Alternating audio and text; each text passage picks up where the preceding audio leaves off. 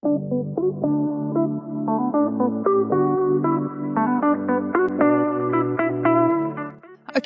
I want to start by zooming us out for a moment, because this episode really sits inside a bigger conversation we've already been having.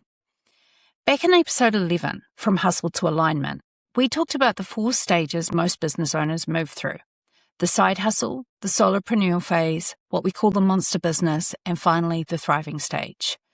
And one of the most important things to understand about those stages is that each one requires a different way of operating. What works early on will eventually become the thing that holds you back. In the side hustle and early solopreneur phase, it's completely normal that everything runs through you. You're close to the work, you're moving fast, you're figuring things out as you go. Speed matters more than structure, and flexibility matters more than repeatability. That's not a problem, that's just the stage you're in. The trouble starts when the business grows, but the way it operates doesn't change. That's usually when people slide into the monster stage without realizing it. Revenue might be higher, opportunities are coming in, but the business feels heavier than ever. You're more needed, not less. You're making more decisions, carrying more context, and constantly holding things together behind the scenes. And at that point, a lot of people assume the issue is them, that they need to be more disciplined, more productive, and better at managing time. But that's actually not the problem. The problem is that the business hasn't been redesigned for the next stage, and that's where systemizing becomes non-negotiable. Because the shift from hustle to alignment and ultimately into a thriving business doesn't come from effort. It comes from structure, from building a business that no longer relies on you being everywhere all the time. When systems are missing, you tend to feel it everywhere, especially once you're past the solopreneur phase. You're repeating the same instructions, you're fixing the same mistakes more than once. You're answering questions that feel like they shouldn't even need to be asked. And even if you've got help, the business still doesn't really move forward unless you're actively involved. Over time, that creates a kind of low-level friction that's hard to name but impossible to ignore. Things technically work, but they take more energy than they should. You're busy, but not necessarily focused on the work that actively grows the business. What's really happening in that phase is that you've become the bottleneck. Not because you're doing anything wrong, but because the business has been built in a way that depends on you. Every decision, every approval, every fix still needs your attention. Growth is possible, but it's exhausting and fragile. When systems start to come into place, something shifts. The work flows more smoothly, the quality becomes more consistent, and you start to get space back. Not just time, but mental space. Space to think, to plan, and to lead, rather than constantly react. That's often the moment people realize they're finally moving out of the solopreneur stage and into something more sustainable. There's also a strategic layer here that's worth naming. A business that only works because the owner is deeply involved is hard to scale and hard to step away from. A business with clear, repeatable systems is far more resilient and far more valuable. So when we talk about freedom, we're not just talking about lifestyle. We're talking about building something that can stand on its own. This is usually the point where I notice a really clear pattern, especially when I'm talking to business owners who've moved beyond the solopreneur stage, but don't quite feel like they're thriving yet. In the solopreneur phase, the lack of systems doesn't always feel like a problem. You're still close to the work. You know what's going on. You can hold most things in your head, and because the business is relatively contained, that works. It's busy, but it's manageable. Then the business grows. Suddenly, there are more clients, more moving parts, more decisions to make. You might have a VA, a contractor, or a small team. But instead of things getting easier, you feel more stretched than ever. People are asking you questions constantly. Things stall when you're not available. You can't really switch off because everything still needs your input. That's often the moment someone says to me, I don't understand why this feels harder now than it did when I was doing everything myself. And the answer is almost always the same. The business has outgrown the way it's being run. What worked when it was smaller, speed, flexibility, intuition, starts to break down under more complexity. Without systems, growth doesn't create freedom. It creates dependence. The business leans harder on you instead of standing on its own. This is also where people start to flirt with burnout without realizing it. Not because they're doing too much, but because they're doing too much thinking. Holding context, remembering details, filling gaps, and constantly course correcting takes a huge amount of energy. Systems reduce that load. You make decisions easier. They give the business something solid to run on that isn't just you. And that's the real gateway moment. When you stop asking how to cope better and start redesigning how the business actually operates. Now, one of the places people often get stuck when they decide they need systems is that they try to fix everything at once. Every task, every process, every edge case. And very quickly, it becomes overwhelming. A much more effective approach is to slow down and get specific. Instead of asking, what should I systemize? Ask, where is the business draining me the most right now? This question is especially powerful if you're in that monster stage, where things look successful on the outside but feel messy and heavy on the inside. There's usually one area that creates disproportionate pressure. It might be delivery, admin, sales, marketing, or what we often find, finances. Wherever it is, you'll recognize it because it's the thing that keeps pulling you back into the weeds. When you focus on that one bottleneck first, the relief is often immediate. You're interrupted less, you're carrying less in your head, and the business feels easier to run, even before anything else changes. This is how you shrink the monster, not by systemizing everything, but by addressing what hurts the most now.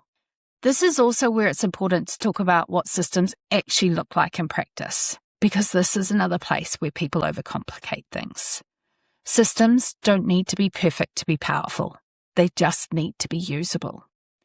A process that lives in a long document that no one opens isn't really a system. It's just noise.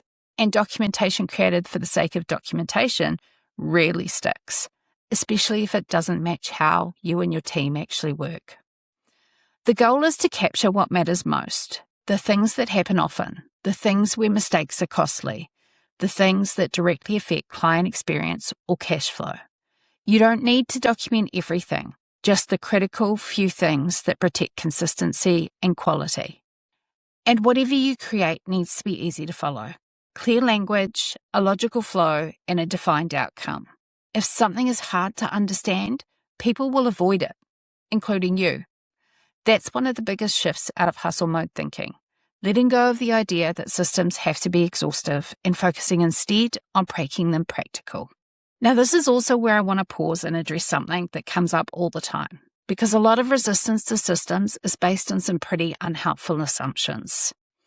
One of the biggest ones is the idea that systems make your business rigid, that once you systemize, everything becomes robotic or impersonal, or that you somehow lose the flexibility that made your business successful in the first place.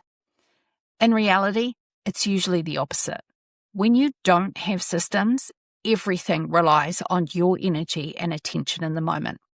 You're constantly reacting, adjusting, and patching things together on the fly. That might look flexible, but it's actually really fragile. The business only works when you're fully switched on. Good systems don't remove flexibility, they protect it. They handle the predictable stuff so you can respond thoughtfully to the unexpected stuff. Another misconception is that systems are something you build later, once the business is bigger or more established. But waiting too long is often what creates the monster stage in the first place. Systems aren't about scale for the sake of scale. They're about sustainability. And finally, a lot of people think systems have to be perfect before they're useful, that if they can't document something properly or completely, they shouldn't bother at all. But imperfect systems that get used are infinitely more valuable than perfect systems that live in a folder somewhere. The goal isn't to get it right the first time. The goal is to get it out of your head and into something the business can rely on. Tools and automation can support this really well, but only if they're chosen intentionally. Tools should reduce friction, not create it, If you're adding software to compensate for unclear processes, it won't stick. And if you're juggling platforms you barely use, that's usually a sign things have become more complicated than they need to be. More tools don't create freedom. Clear processes supported by the right tools do. The best tools are the ones that quietly support how you already work. They save time, reduce errors, and create consistency without demanding constant attention. Technology should support the system, not become the system. This is often the point where businesses start to move out of reactive chaos and into something calmer and more predictable. Eventually, systemizing brings you to a point where delegation becomes possible in a very different way. This is where a real identity shift starts to happen. In the earlier stages, doing things yourself feels efficient. You know how you want it done and you can move quickly. And for a long time, that works. But as the business grows, that mindset becomes the thing that keeps you stuck. Delegation without systems creates chaos. Systems without delegation create stagnation. When systems are clear, delegation stops being about trust and starts being about leadership. You're not handling over confusion and hoping for the best. You're handing over clarity. Expectations are defined, outcomes are clear, and accountability is built in. This is often the moment people realize they're no longer just running a business, they're leading one. And this is where alignment really begins. Of course, systems aren't something you build once and never touch again. As the business evolves, they need to evolve too. The key is keeping reviews simple and low drama. Are they saving time? Are they reducing mistakes? And are they making the business easier to run? Small tweaks made regularly stop things from drifting back into complexity and overwhelm. Support should feel supportive, not restrictive. If something feels clunky, that's information, not failure. And when the right systems are in place, something really powerful happens. You get to redesign your role. You're no longer reacting to everything. You're no longer needed everywhere all the time. You can shape your week around high-impact work instead of constant firefighting. Freedom stops being something you hope to earn one day and becomes something you design deliberately. This is what the thriving stage actually looks like. Not absence from the business, but choice within it. I want to bring this to life with a picture that I see play out again and again. Before systems, the week usually looks something like this. Your calendar is full, but not necessarily with the work you want to be doing. You're jumping between client delivery, internal questions, small admin tasks, and problem-solving things that shouldn't really need your attention. Even when you technically finish work for the day, your brain doesn't switch off because you're still holding so much context in your head. You might be successful on paper, but freedom feels just out of reach. Now, after systems, the shift isn't that you stop caring or stop being involved.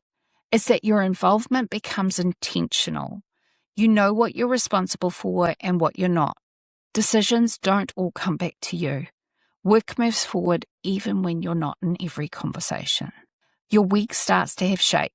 There's space for deep work. There's space for strategic thinking. And there's space for life outside the business without the constant low-level anxiety that something might fall apart if you're not watching closely.